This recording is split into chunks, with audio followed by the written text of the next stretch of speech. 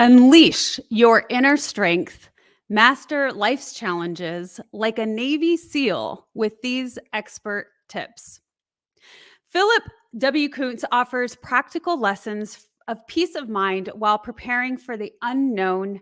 And in overcoming adversity, he offers a Navy SEAL's advice on facing many of life's challenges.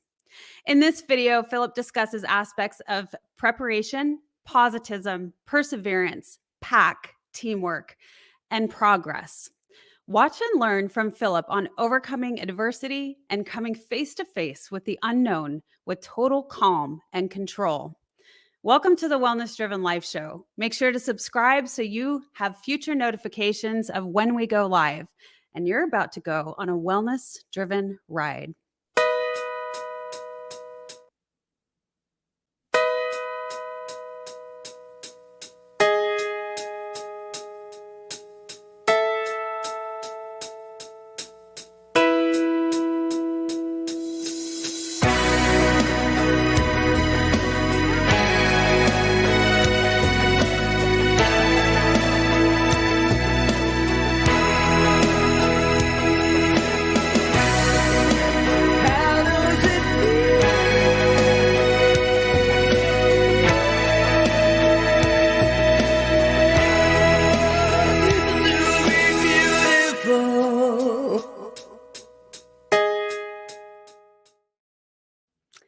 Welcome to the show, and let me tell you a little bit about our fascinating guest today.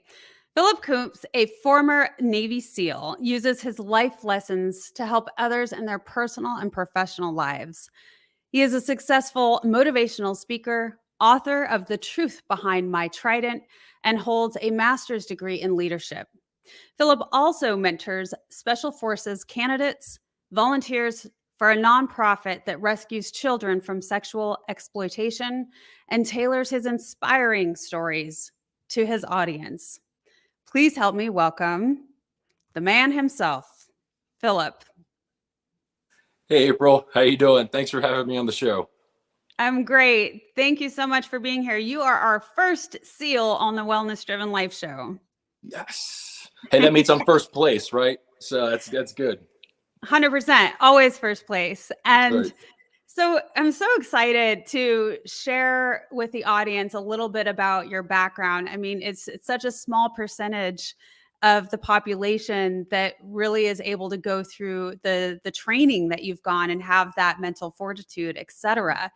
And not only that, but anyone who comes out through that is, like yourself, who's really giving back. You're teaching, you're coaching, you're leading others, how to lead a better life, through life's adversities based on what you've gone through. So let's start out by introducing yourself a little bit to the audience. Great. And hey, just as a caveat, if my Wi-Fi or whatever gets a little choppy, you need for me to repeat anything, let me know. I'm out here in Colorado, so I'll just start there. I'm out here in Colorado in the wilderness, in the woods, with really crappy internet. But hey, we make the best with what we have. My name's Phillip Koontz. I'm out here in Colorado with my wife and 5 kids. I've got my own little fire team of kids that I'm so proud of. They're definitely ready to be out of school. They got about like 1 more week of school left, and they're chanking at the bit. Let's see. I could go into a lot of detail, but just maybe 50,000 foot view. I've got my master's in leadership. I've been a public speaker and an executive business coach for the last 8 years. And let's see. I have 4 different presentations that I do that people call me on. I'm pretty busy, traveling almost every week just around the country, giving these motivational and hopefully inspiring presentations. Let's see, I've been out here in Colorado for about 8 years now. And what else do you want to know about me? The author, I've got my book here, The Truth Behind My Trident. I've had this out and released now for like the last 4 years or so. So just loving it. Yeah, really, really busy, but loving life and having fun. Yeah, well, that's the importance of living, right? Is that really to have fun. And so I want to jump right in. Let's do this and tell the audience a little bit about what that training is for people who don't know what it looks like. When you go into to be a Navy SEAL, walk us through that process, because there's a very extensive time period with that, and an extensive journey on, phase by phase by phase. Sure. So I was on SEAL Team 10 for about 6 years. I got out for family reasons, and it turns out that being a good Navy SEAL and a good dad, they're like oil and water. They just don't mix. So I got out Mm. honorably discharged. I was a contractor a little bit after that, and then that's when I got my master's and everything. But yes, as far as the training goes, it's intense. So the first block of our training is called BUDS. And BUD stands for Basic Underwater Demolition SEAL.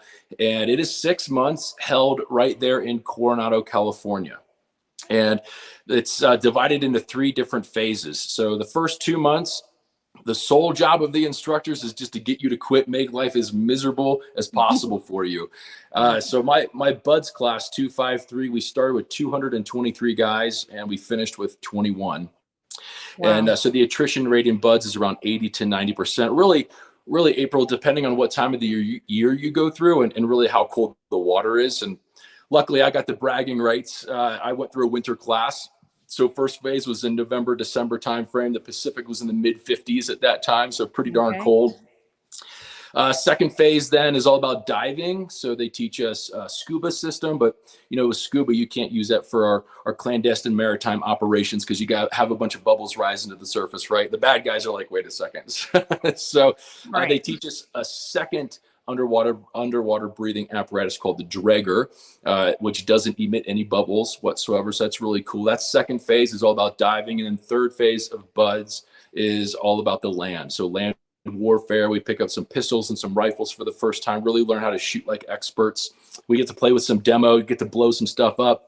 And it's all about land navigation, land warfare. We do some field training exercises. Half of third phase is out on San Clemente Island, right off the coast there of Coronado.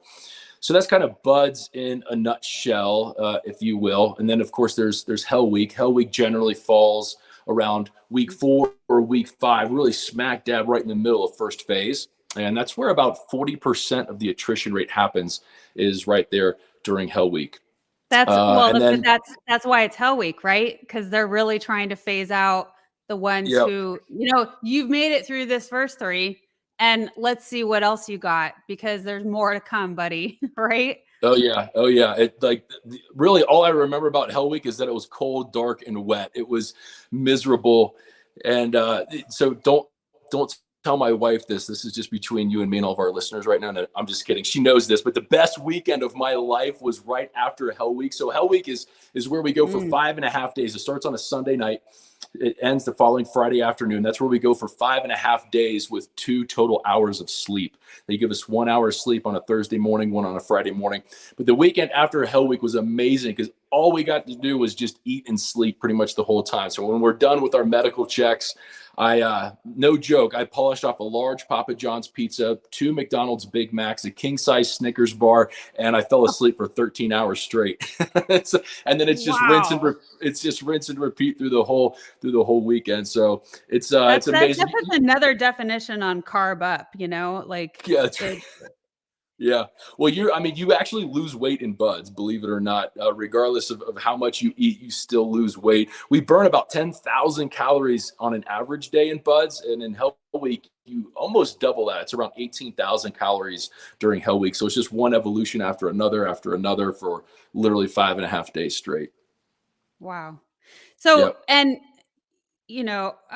I know a little bit, but not a lot. Is there, because I know they're testing mind, body, spirit, right? What's Yep. the spirit aspect of that, of where you're really tested? Yeah, we call that a gut check. If you really have what it takes, if you really want it bad enough, if you've got the perspective, just taking it one evolution at a time. If you really have the perspective of this is really what I want to do, they do a really good job of weeding those guys out. So as far as just the spirit goes, of course, you can't test that until you're actually in the adversity, until you're actually in the grind every single Mhm. day.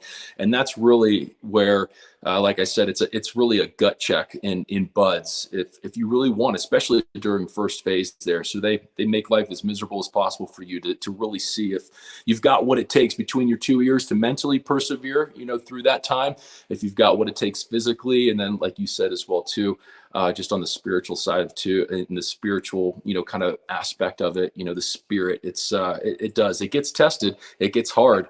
It's it's yeah, it's a figurative punch in the stomach every day. Let me just say that. Well, and you mentioned that Hell Week, you barely remember it. You like it was cold and wet and awful. And so I'm sure there's so much of you that just like mentally you can't go back and recall all of the things. But I'm also kind of curious about through your training, you talked about the bubbles, right? And how now you have to build an awareness of what types of things are going to notify that the enemy is there, or like notify the enemy that hey, we're here, right? So you can't have bubbles, Right. right? There's a lot of things in that. I remember with my police training, uh, one of the first times I mean, I had to be like super aware, but you don't know until you know, right? And you're in the training and you start learning these things. But I remember I closed the car door a little too loud as we were at night sneaking up on a house. And just, having my partner just give me that look, like don't fuck this up. Excuse Yeah. my French. But, Yeah. Yeah. and not only that, but like even thinking I have my smartwatch. So when it lights up, and I Yeah. can't get it to light up, but you guys, everybody knows what that is. But those little things, you can't light up Yeah. because so I'm curious with all of that. Are there instances that you remember where it's obvious to you now because you've done the training, but at that moment it wasn't and you had to learn it? Oh my gosh, like So it's many. so many. Yeah, that paying attention to detail is so Yeah. unbelievably important. From, Yeah. I mean, how you tie your shoes to, where you turn in a room, to even the illumination aspect that you were talking about. Like when we're Yeah. diving, we have like this the reflection, so you can't have anything that's going to be reflecting the moonlight whatsoever. So you have to cover it in tape. Our when we're diving, we have our depth gauges and we've got our compasses and then our watches for the time.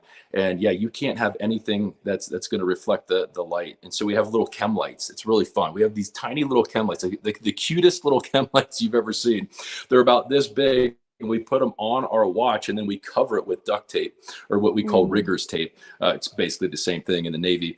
So you don't have that illumination from the top. They can't see that, but only you can see, and just illuminates it just enough for you to be able to read your instruments while you're diving. But I mean, yeah, it's drinking through a fire hose, and I'm sure you can relate to that in your training as well too. When you're in buds, it's drinking through a fire hose. When you're in SQT, that's an additional 6 months after buds, where it stands for SEAL qualification training, and that the goal of SQT is to take the skills that you learned in buds and to really fine tune those skills to then prepare you to Mm. get to a SEAL team.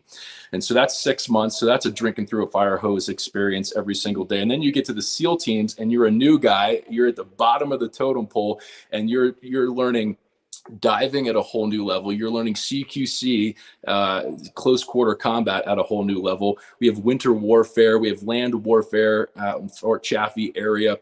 We've got high altitude Humvee training, mount training as well in Kentucky. So I mean, it's just you're constantly just learning, and trying not to make mistakes. So I Yeah. mean, I could tell story upon story if you want me to, but no, it's up to you. But I mean, I can I really just think relate to. it's an interesting perspective that not everybody thinks about. When you're in it and you're going through this stuff, there's so much to it, and you're right. It's fire is the face. It's constant learning and failing. You, you know, Mhm. that's how it is, right? You learn when you fail. And so that's a lot of it. And can you take it? I think that's part of the training is, how much can you take when you've failed so many times? You just keep up and keep going and keep going. And see, and that's the key right there, April, is a lot of people, and I actually fell into this trap myself. I started making so many mistakes. I started failing so much that I actually viewed myself as a mistake. And there's a really Mhm. powerful distinction there. It's subtle, but it's very powerful. Failing says I screwed up, but failure says I am a screw up. And if we allow that shame and that regret to really attack our identities at the core of who we are and what makes us individuals and unique people, then that's when it gets really dangerous, because that shame can really start to erode, your confidence, and it can be paralyzing.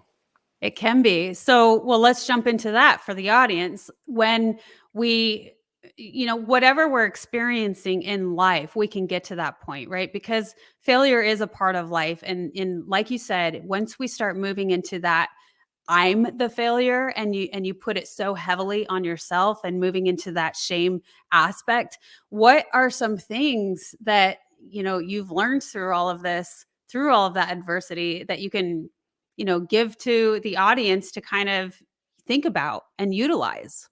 Yeah, great question. I think first and foremost, we have to realize that we have those tapes that we're playing in our mind.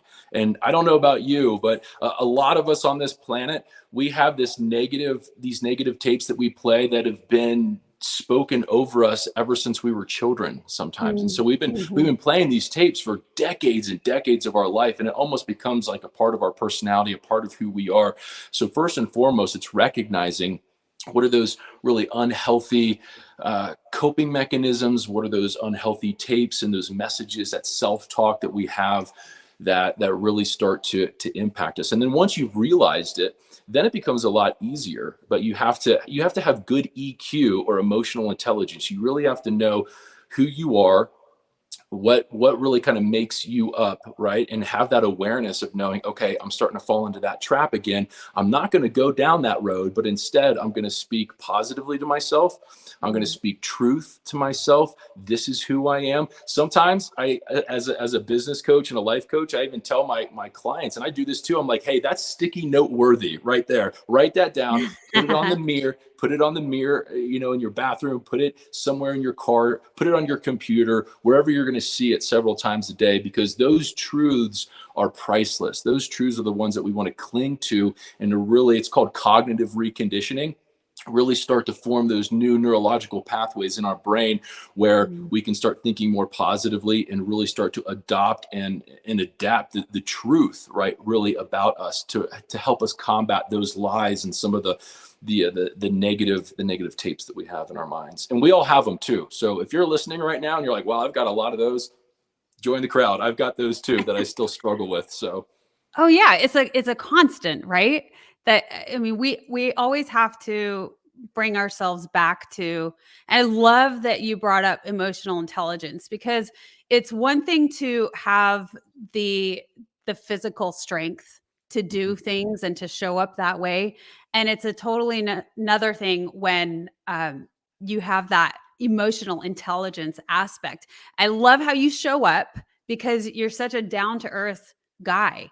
I mean, even though you come from the military background, people could have a lot of observations or thoughts on what that looks like. And you really show up very well, which is why you're able to coach others in the world and be such a great leader. yeah, yeah. I tell people all the time, April, I said, hey, 80% of life is just showing up. Just show up. And the other 20% is, what we have to work on, and how we can grow as individuals and as people, and as fathers and as husbands and as wives and mothers. There's a lot of growth in life, but 80% of it is just, it's showing up, and it's the willingness to want to grow, and the willingness to want to learn and to better yourself. A lot of us get stuck, like, as we're just bebopping through life, it's like quicksand. We just get stuck Yeah. in this quicksand, and it's very subtle. It's hard to recognize sometimes when we're stuck, and that's where that emotional intelligence comes in, to really identify, oh wow, I'm kind of in a really challenging season right now. I'm battling with a lot of these things. I've started to develop some pretty unhealthy habits in my life, or even coping mechanisms, right? That we want to turn towards, that we're all tempted to turn towards to help numb the pain, right, that we're going through. So it's recognizing, no, I picture a stop sign. I kid you not. I've got 5 S's when it comes to really stopping myself and redirecting myself. But the second one is stop, the word stop. And I literally picture a stop sign. I'm like, nope, like stop, not going there, not going down that road, because there's nothing but negativity, destruction, and a lot of pain, Yeah, absolutely. So I'll go into our first commercial, give you a moment to take a drink and everything. But when we come back, I want to talk about just that, how easy it is to fall into depression when we're making transitions into something else. So you talked about, you left maybe a little earlier than you wanted to. I don't know, but because you had a family, and like you said, it doesn't really make any sense to be living this life and trying to be the family man, the father at the same time. And so when we get back, let's talk a little bit about that. Stay tuned. Hello, everyone. I am Kim Jacobs, the host of The Kim Jacobs Show, and you all know who's right here with me, Dr. Les Brown. How are you, Dr. Brown? I'm blessed and highly favored. Ladies and gentlemen, this is the time you want to give yourself a competitive edge.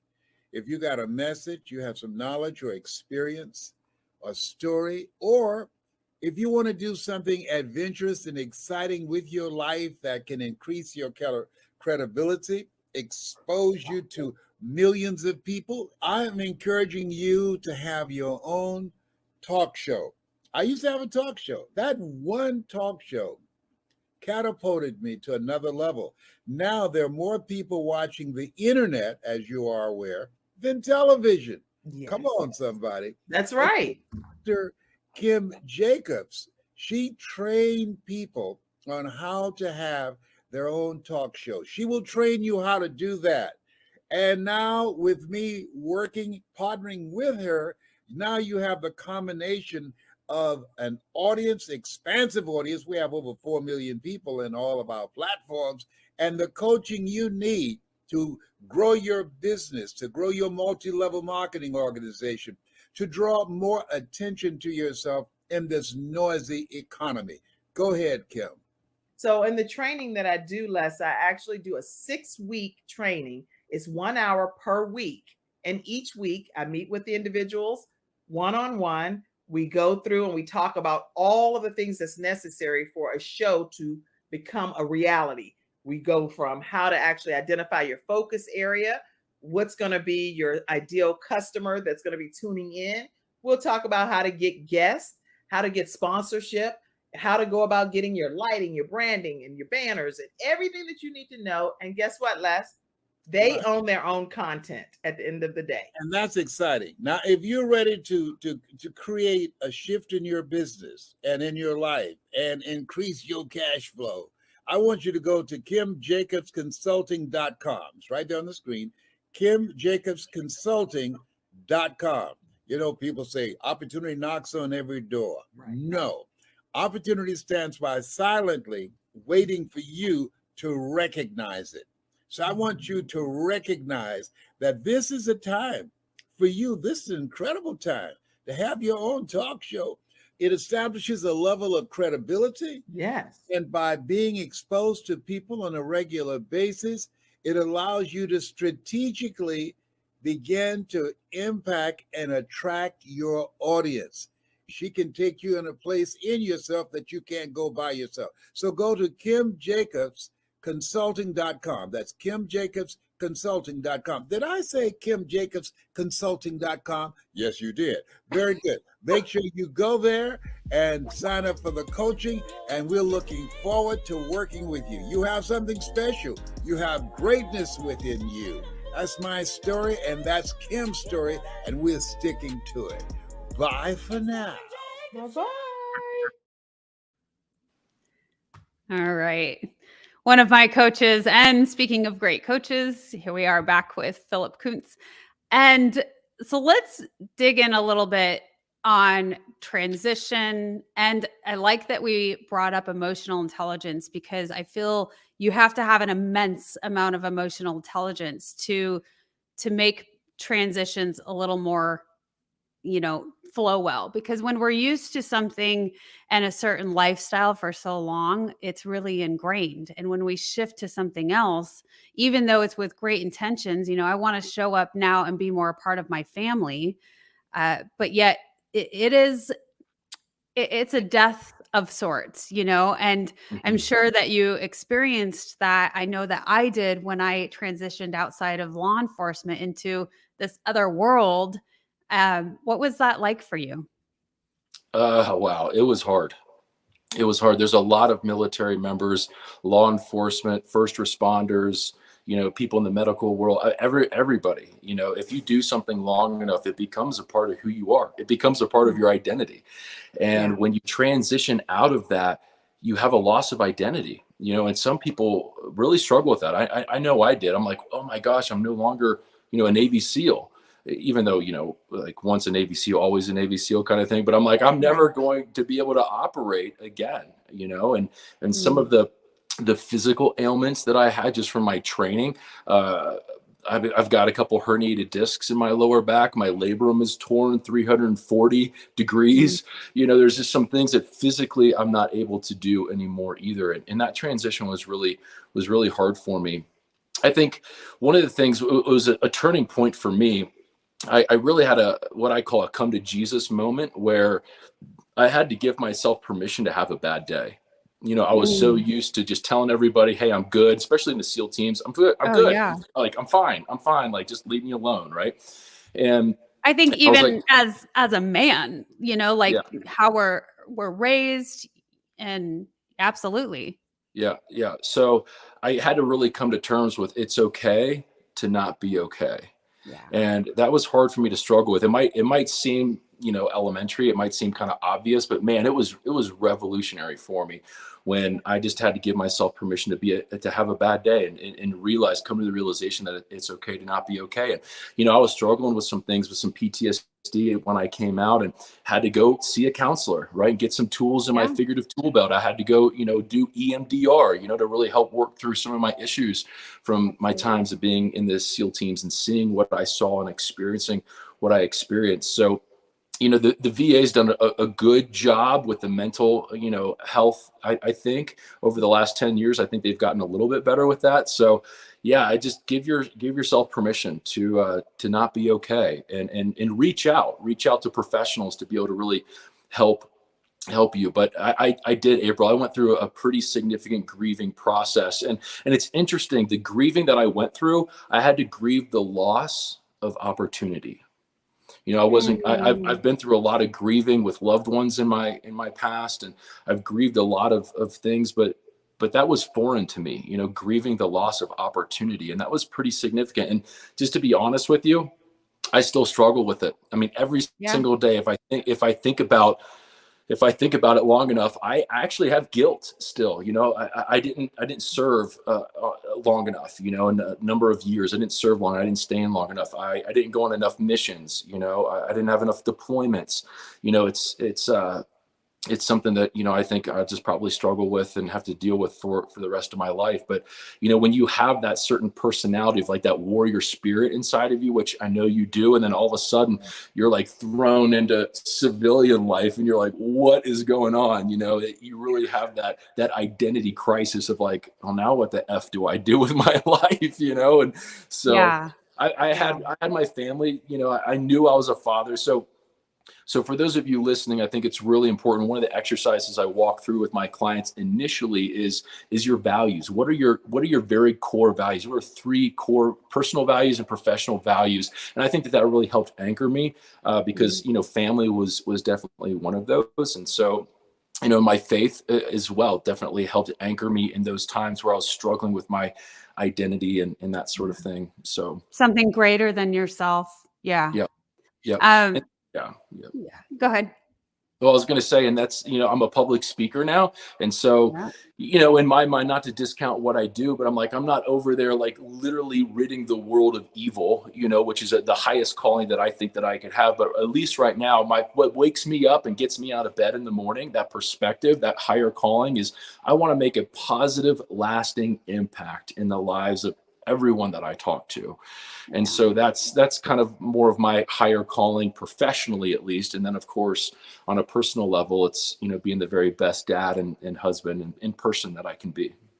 Yeah, absolutely. Well, you're in good company there. I relate so much to what you're saying and the identity crisis. And that could happen with anything, like you said, with anything that people have done for a long time.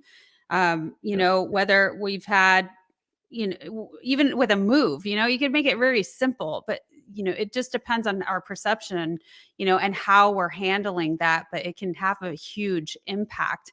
Uh, I remember, I just think it's funny when you say, coming from, a certain field and then going into the civilian world and how different that is. And I just remember driving in my personal vehicle and seeing somebody make an offense, and I went and I put my hand down to turn my lights and sirens on, and I was like, oh yeah, that's Yeah. not there. But it's definitely, it takes a while to learn a new way of life and to be able to utilize the resources. I love that you've shared that. Thank you so much for being vulnerable in that aspect, because what's powerful about it, Phillip, is that you realize you're not alone.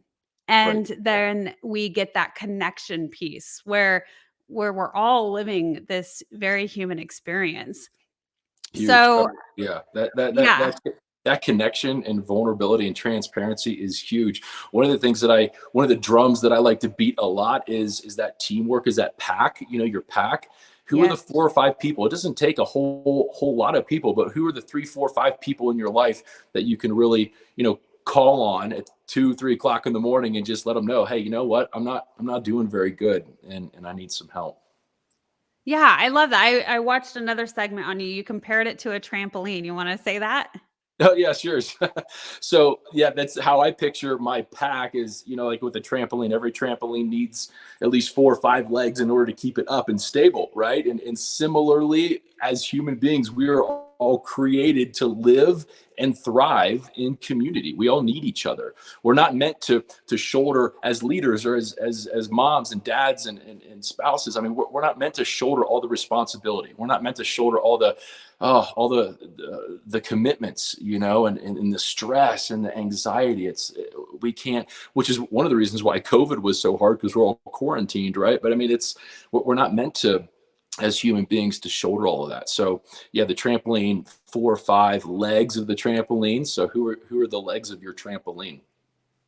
Absolutely. I love that metaphor and how you put that. I'm going to go ahead and put this up on the screen. This is Empowering Transitions Life Coaching. This is one of our sponsors, Hillary Hill. She's a transitioning life coach, and she actually specializes with military transitions. She's very well versed in that. And so if anyone listening is a veteran or they're making any sort of transitions in life, she's an incredible resource.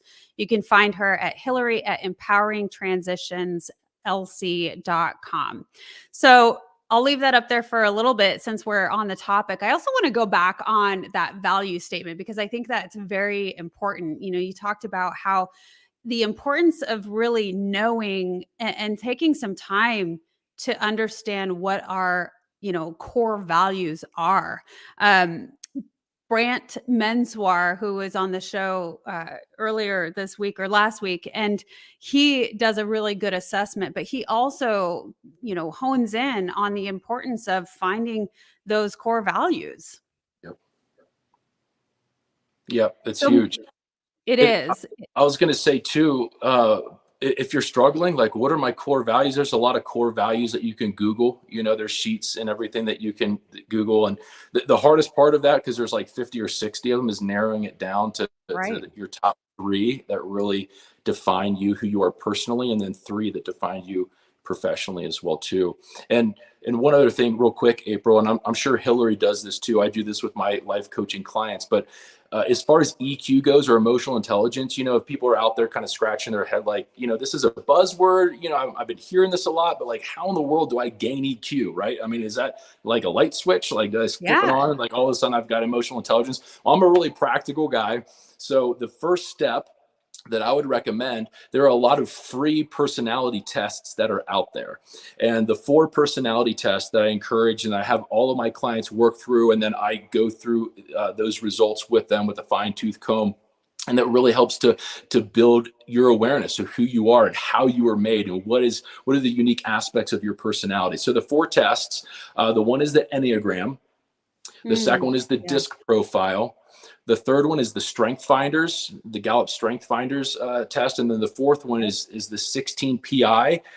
They used to be known as the Myers-Briggs. So those are the 4 personality tests, and they're all free online unless you want to, pay for the full report kind of thing, which they're not really all that expensive. But that'll give you a good baseline of really knowing, okay, like, wow, I actually learned some new things about myself. And as you're learning more about yourself, guess what? You're gaining and increasing your EQ, your emotional intelligence. Oh, that's a brilliant way to put it. You're right. I mean, that's just a basic, brilliant way to put it. As you learn about yourself, you're gaining emotional intelligence. Yeah. That's simply put. I love it. Good way to put it. So let's talk a little bit about your book. You named the book. Oh no, I don't have it. You know it. The Truth Behind My Trident. My Trident, yeah. So I would love to know a little bit about just give a couple of juicy details on what that is, what you expose, and also I'm very curious about the trident and the meaning behind that, because there's a lot of different things and there's even some, key phrases that the military uses with it. Yeah, sure. So I'll answer the second question first to preface the book, because a lot of people are like, the truth behind my what? Like, Right. what's a trident? So I actually have with me today on the show the very first trident that I was ever pinned. So this is our military insignia. Love that. Let me put you on, and so we can zoom in on that. There we go. I'll hold it a little bit closer. There it is. So that's the very first trident I was ever pinned. We like to call this our bird or our Budweiser. And this is what distinguishes us from other branches of the military, along with distinguishing, our job or our rate in the military as well too. The trident, so SEAL, if those of you listening thought that Navy SEALs were named after the animal, and unfortunately that's not accurate. So SEAL is an acronym. We love our acronyms in the military. So SEAL stands for Sea, Air, and Land. So there's 4 of those words, and there's 4 images in the trident to represent those. So for the sea, there is Poseidon's pitchfork right there, or the actual trident. There's the anchor, which is right here, the anchor for sea. The eagle stands for air, and then the eagle is holding a flintlock pistol in his talons, and that represents the land. So those are the 4 components that are in the trident: the sea, air, and land. So it's our military insignia. And so the truth behind my trident is basically, April, I wrote the book I wish I would have read before going into the military. It's one of those. Nice. It wouldn't have discouraged me from going into the military, into the SEAL teams, but it would have helped me go in with eyes wider open, maybe, of like what to expect. So, Hollywood does a really good job of portraying the missions of SEALs, right? A lot of us have seen Zero Dark 30 and Lone Survivor and 13 Hours, Active Valor, all of that. But I actually pushed the figurative pause button one day, and I'm like, hold on a second. This is all of what Hollywood is portraying right now. But and I calculated this out, and that's only 3% of our time is actually boots on the ground conducting our missions. And that's all, and that's basically all. Yeah, that's all that Hollywood is really portraying. What is the term? You don't rise to the level of your courage, you fall to the level of your training. Yeah.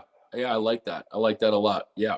So in my book, I wanted to capture the other 97% of our time, which is in preparation and training for the 3% of our time that's actually spent boots on the ground conducting our missions. And I like to pull back the curtain a little bit and show the general public what an average day in the life of a Navy SEAL looks like as I walk through my own journey, a little bit before, mostly during my time in the SEAL teams, and then a little bit afterwards. Yeah. So I'm curious too about the Trident. Well, let's start with this because as I was researching it a little bit, they have this term. I don't know if I'm a fan of it yet, but I'm curious what that meaning is. But they call it the chicken on a fork. Is that what it's called? Have you heard? I'm sure you've heard that, but I'm I just have curious heard what that. Yeah, I have heard that, but SEALs team guys, we don't use that. Our nicknames for good. our our chicken on a Thanks for fork. confirming It's that. been that's a flashback for me, right? A trip down memory lane. So yeah, I have heard that. It's been a while since I've heard that, but our bird is what we call it, or our Budweiser is what our nicknames that we as SEALs call and refer to our tridents. And so when we look at a trident, it has the 3 prongs. And it seems to me that the 3 just comes up so often. I know that you utilize the number 3 throughout your training, the 3 things, right?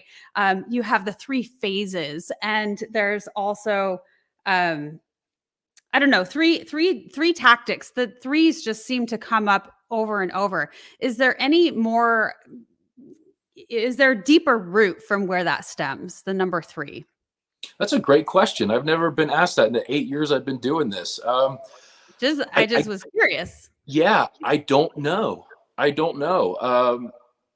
The perfect Comes up a lot though, doesn't it? the perfect set of 3 And is the Trinity, I guess, right? But yeah, I mean, yeah, even our AARs, our after action reviews, we could talk about that as far as a really good practical life discipline to use. But we ask ourselves 3 basic questions, right? What went right? What went wrong? And how can I improve? So yeah. we do use 3 a lot. Come to think of it, Even when you deliver tactically, yeah. what is it? Something you can say it because I don't know it. Oh, shoot. Well, yeah, we have shoot, move, and communicate. So Right. those are 3 that we often say as well too. Yeah. Yeah. So it just comes up so much. And 3 is easy, easy to remember. Oftentimes when we're thinking of things or we want to, have something repetitive in our mind, we use either 3 to 5, right? But we don't usually go more than that because the brains it doesn't stick as much. Right. So, okay, cool. Yeah. Well, I just was curious about that. Yeah. I also want to talk a little bit about, it's kind of going back into the community aspect, but, I just think that community part is so important. And you frame it in the way of who's got your 6. Yeah, or who's got your back. Some people are like, why? What's 6? Like, what's that all about?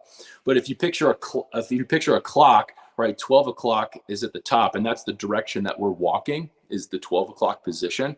So who's got your 6, meaning who's got your back. So that 6 o'clock position in the clock is the one that's going to be behind you. So who's got your back? Yeah, that's a big one. And we definitely have to have each other's back and trust each other, especially when we're in combat, when you have bullets flying by your head. You need to make sure that your brothers have your back and that you can trust each other. Absolutely. And, in putting that into everyday life, it's just, yeah, again, having those 5 people that really you can call up at 2 a.m. So tell me a little bit about tactical knives. You've gone into that, and you have another that's just another way that you show up. And by the way, I think that what you've done when you say that, when we talk about the death of leaving something and you feel like, I had the death of opportunity, but I feel like you've really, in a great way, created so much more door openings for yourself and the opportunities for yourself. And I know that it feels different, right? When you're not out there saving the world, where that's has that deeper soul meaning to you. But you really have opened up so many other doors. And so you have another business, with the tactical knives, and then you're a speaker and you do so many other things. You've written the book and you give that way. Tell us a little bit about the tactical knives and how you got into that. And I'm just curious, when you came out of the military life, when you were thinking about, okay, what can I do and how can I show up in order to feel fulfilled? Yeah. So I think a lot of life is really just seizing the moment, seizing the opportunities, and it can be terrifying in the moment. Change as human beings is hard, Yeah. and it's scary sometimes, but being willing to take the risks and learn from the mistakes is huge. So, when I got out, I was a contractor for a little while. I was on Fort Bragg and teaching sensitive site exploitation. And then after that, I actually became a pastor. So, that door opened and I was like, let's do it, and so I became a pastor for about 4 years. And then as I was towards the tail end of my speaking, or sorry, of my schooling, that's the word I was looking for, my schooling, my dad calls me. So I'm almost done with my master's in leadership. My dad calls me and he's like, hey, you have an interesting background. My dad was a financial advisor. He's like, hey, could I fly you back out to Cincinnati, spend some time with us, and could you do a client appreciation event for me? And I'm like, what's a client appreciation, Dad? But sure, if you're going to pay me, that sounds great, right? And so, so that's my dad was my first client in my public speaking business.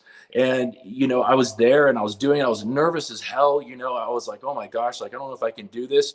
But then it's like, okay, some of the feedback afterwards, it's like, hey, do you have a business card? And I'm like, I need one of those, and so I just kind of built it from there, and started networking with other people. And one of my goals, professional goals, was to have one speaking engagement lead to at least one more. And so that's kind of how I've built my network, so to speak, for the last 8 years. And then this is kind of a cool story. So you're talking about my knife company. I kind of fell into that one as well, too.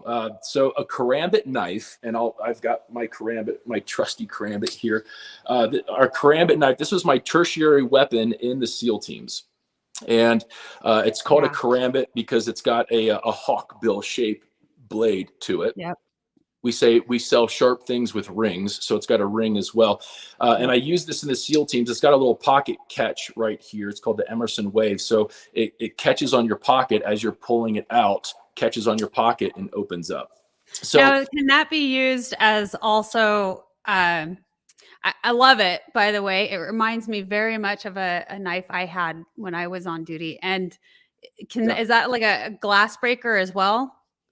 Yeah, there's actually a lot of law enforcement that use our karambits. Yeah. So, yeah, I love it. It can be used as the finger ring right here can be used as a less lethal kind of self-defense, impact weapon. It can be used to break glass. It can be used to cut seatbelts. If you're in an accident and you can't. I did it. I saved a man's life with my knife, cutting his seatbelt and getting him out of the car. Yeah. So that's why I'm a huge proponent of knives, good ones. Yeah. All right. So we have it live right now. I want to ask you to do a testimonial for us then for karambit. Because I will. Huge. Yeah. You gotta have a way to break a window and a way to cut a seatbelt. That knife has to be sharp. And it's got to do the trick, right? Literally my knife helped me save this man's life. It was a tool that I needed and I used, and the knife it matters. The type of knife, the tactical aspects of it, all of the things that it provides, that little hole, it all matters, being able to have it in the right space where you can get it right away and be able to utilize it quickly. That all makes a difference. It does. And it's a great everyday carry for me as well, too. So I'm opening up boxes with this thing. Cutting food with it. I was literally just separating my kids' Legos the other day as I was playing with them. They come to me like, these Legos are stuck, Dad. So I'm popping the Legos off. So I'm pulling this thing out all the time. But speaking of pulling it out all the time, so as I'm, presenting in my, public speaking career, I'll talk about the 3 lines of gear that we have. I travel with my gear, and people love to hold the helmet and the body armor and my H gear and to look at the stuff. And so I'm pulling out my knife, and so I was doing it probably the first couple years, and inevitably men and women are coming up to me afterwards like, hey, that's a really cool knife. Like, where can I get one of those? So light bulb goes off in my brain, the entrepreneur side, I guess. And I'm like, I just need to start buying a ton of these and selling them at my speaking engagements, because there's a lot of knockoffs of Karambit knives. And so I'm selling them, buying a bunch and selling them. And about 5 years in, I get a phone call from the owner of Karambit Tactical Knives. This was in August of 2020, mind you. Okay, April. So this is like in the middle of COVID. He calls me up and he's like, hey, you've been a really loyal customer of mine, Phil. I'm selling the business. I've had it for about 7 years. I'm just kind of getting tired of it. What do you think? Do you want a shot at it? So I thought about it literally for like 2 seconds, and I'm like, hell yeah, I want a shot at this, right? Yeah. So definitely prayed about it a lot, and I'm like, okay, this is a huge decision. I talk about risky. I'm buying this like $1 million business in the middle of COVID. Like, this is either going to be the best decision or the worst decision I've ever made in my life. So my business partner, William Simpkins, he's a financial advisor in the Ashburn, Virginia area. So we're both co-owners. He's more of like the CFO. He handles all the money side of everything. But we've been owned and operated now for about the last 20 months. So we are the world's largest distributor of Karambit tactical knives, and it's been a wild ride. It's been a lot of fun. Our website is karambit.com. So it's Karambit, karambit.com. That's our website. And we have, not to turn this into an infomercial, but we've got over 100 products ranging from $10 all the way up to $1,700. So if you want to pick up a Karambit, how about this? Exclusively for the people who are listening right now, enter the discount code Cutting Edge to save 10% off, just for this live video session that we're doing here. Cutting Edge, and that'll save you. Hold on, I'm putting it in. There you go. All right. Does it have to be in caps or anything? Nope. It's all either all caps or all lowercase. It doesn't matter. All right, and it's Karambit, correct? Correct. Yep. So say that in the phonemic alphabet for me, okay? Go ahead. I'm going to put you on the King, spot. Adam, Robert, Adam, Michael, boy, Ida, Tom. But it's different in law enforcement. Everybody knows this. I know you're laughing at me. Yeah. However, so that's cool that you're offering that, because we had a comment come in. Is there a Mother's Day sale on these knives? There is. There is. Yep. It's so I believe it's an additional 10%. It might be 10% or 12% off, but it's mother. I think the discount code is Mother's 10, but you guys can find that on the website. Yep. Okay, great. I mean, let's face it. Every mom needs a knife, right? I mean, yeah. Everybody needs a knife. Well, my wife loves in the hands of certain people. My wife loves these. Yeah. No, my wife loves these. She's a marathon runner, and she'll, carry one while she's out on a run, especially when she's outdoors, with just all the shadiness that's going on in our world today. So she definitely feels a lot safer carrying her Karambit. Her tagline is "Chicks carry Karambits too," and I was like, I love that. I do too. Well, thank you so much for sharing that aspect. I wanted to bring it in because of my personal story, and so you're just doing a lot of cool things that I love, and I wanted to give shout outs to. Tell me, is there anything else that you want to share with the audience? Well, first and foremost, I would just like to thank the veterans that are on the call. So thank you guys very much. And a lot of people come up to me and they're like, Phil, sometimes just saying thank you to somebody in uniform, if I know that they've served, sometimes just saying thank you doesn't really seem like enough. And, I get that. And so what I tell my people, I say, just if you thank them for their service, that's awesome. But then say, and by the way, will you tell your family thank you for me as well? Because they're oftentimes the husbands, the wives, and the children that are at home, left holding the ball and all the responsibilities of making sure everything works properly and everything runs smoothly. They have a big responsibility as well too. So I just want to thank all the veterans that are out there, and thank you to your spouses and your children, your families who are holding down the fort, while you're gone. So thank you. Yeah. Yes. And I didn't say that to you either. Thank you so much for your service, sir. Yeah, you're welcome. Absolutely. I have another comment that came in. It goes back to the training. It says, considering a small percentage of people can be SEALs, his new mission helps share that training with the world. Hmm. Yeah, I like that. Thank you. That's good encouragement for me. Yep. Yeah, I like that too. Oh, well, it has been such a pleasure having you on the Wellness Driven Life Show. Thank you so much for sharing your wisdom and your knowledge. And I want to make sure that the audience knows that we can, it's posted in the description of this, where you can find more on Phillip's websites and where you can find him and connect with him. And we'll make sure that we put the Karambit in there as well. I'll go back and do that. And most of you are going to be watching this replay. So if you have any comments, leave them in the comments section below and we will get back to you. And again, thank you so much for your time and being on the show. And if there's nothing else, then we'll say goodbye for now. Yeah, I guess you just have to have me back again because I got lots to say. Absolutely. I would love to have you back. It's been a pleasure and a joy. Yeah. And I know there's so many more great stories that you can share.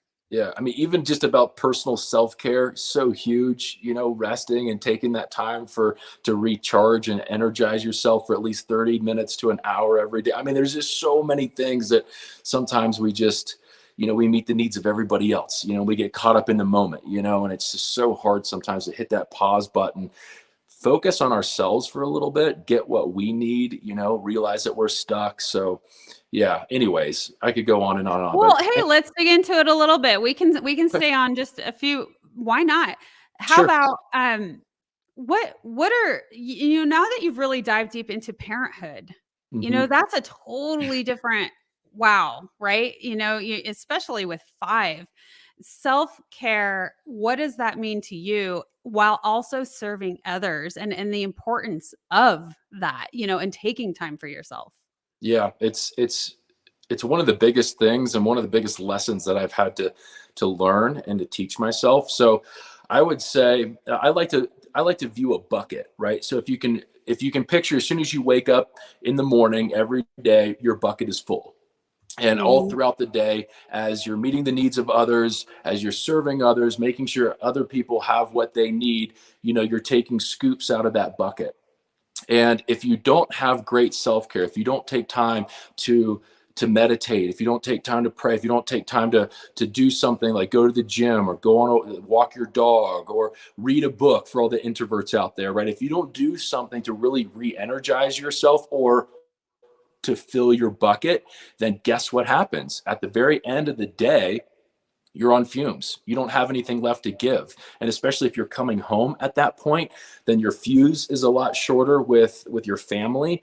You start to get more into that negative loop in your mind, and it's really a pretty destructive place to be in. And so having opportunities every day, 30 minutes to an hour to be able to rest, take a nap.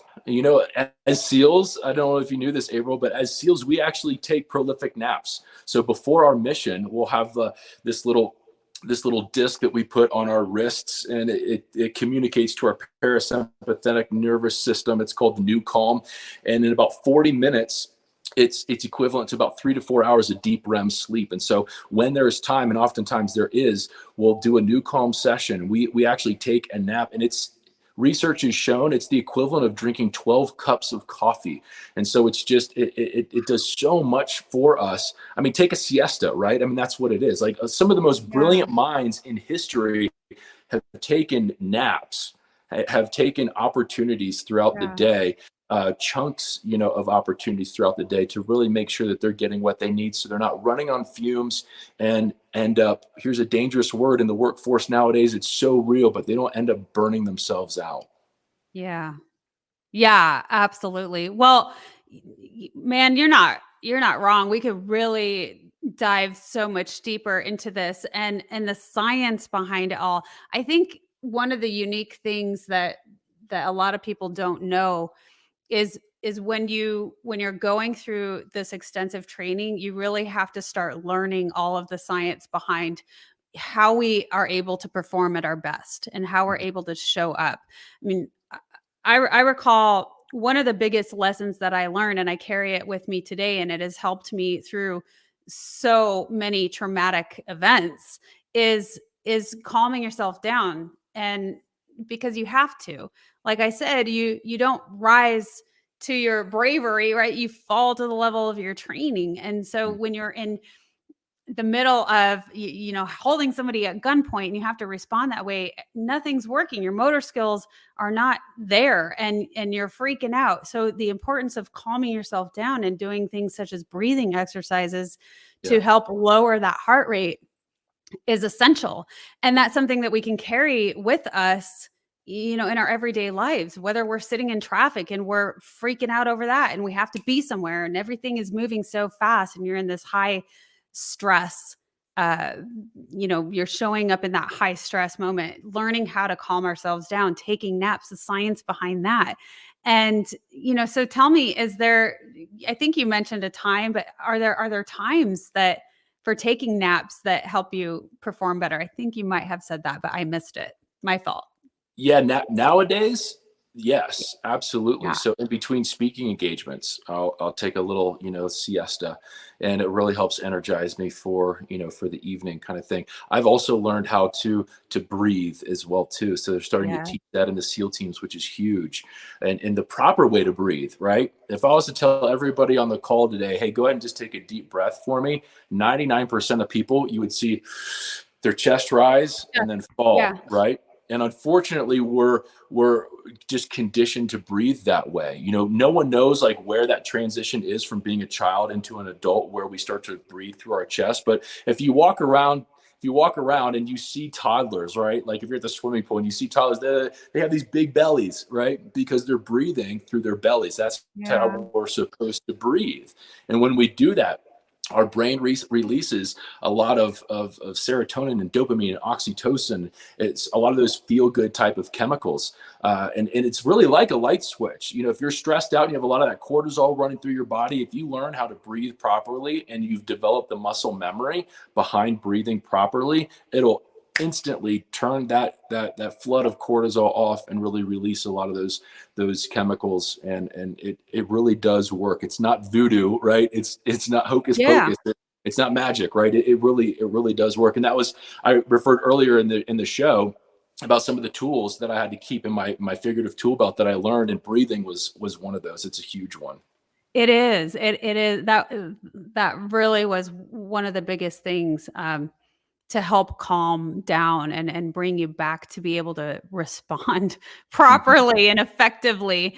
And Manly brought in the comment, On Combat, Breathe and Focus. So On Combat is a book. That was one of the books that I really, really enjoyed as I was, researching and trying to better myself. I'm sure you're familiar with that too. It's like, how do I continue to just learn and grow and be better, show up better? And a lot of that's through books and, what has worked for other people, learning about that emotional intelligence aspect.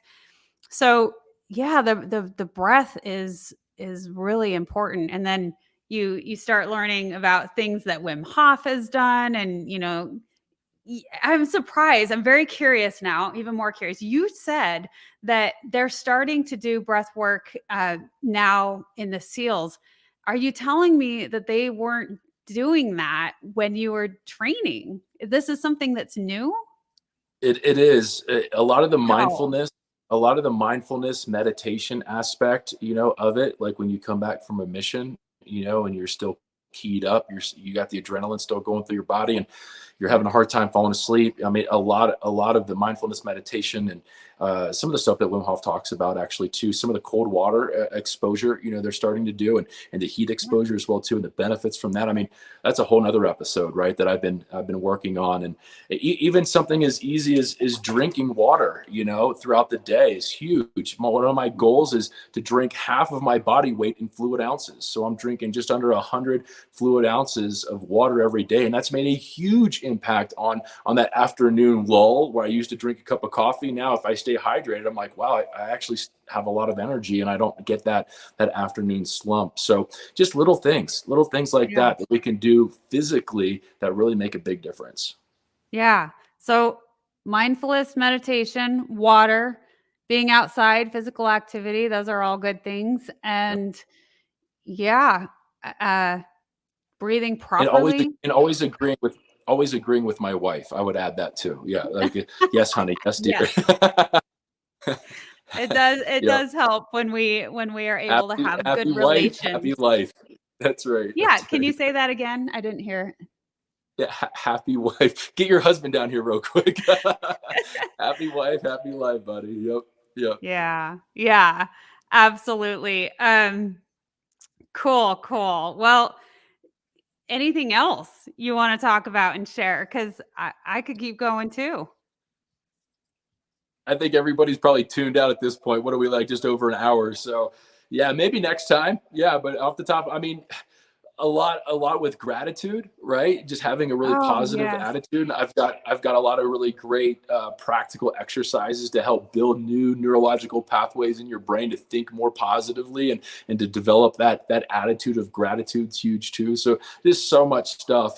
It's kind of drinking through a fire hose right now, so I don't want to overwhelm anybody, but there's a lot of stuff. There's a lot of really good stuff that's out there. There's so much that we can learn. Yeah. And again, it's the continuance. So is there going to be a book number 2?